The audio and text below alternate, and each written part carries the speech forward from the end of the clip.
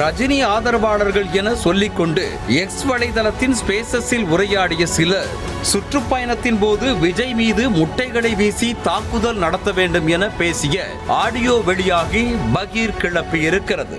March மாசம் தமிழ்நாடு முழுக்க அவன் சுற்றுப்பயணம் மேற்கொள்றான். ஓகேவா? இந்த பீரியட் ஆஃப் டைம்குள்ள தான், அதாவது மார்ச் 15 அவன் தமிழ்நாடு முழுக்க சுற்றுப்பயணம் விஜய் பண்றான். வரும் பீஸ் அழகா வரும். வண்டி மேல பாதி பாடி தெரிகிற மாதிரி வரும். சும்மா விடுற சொர்ரு சர்ரு சர்ரு சர்ரு சர்ருன்னு இறங்கணும்.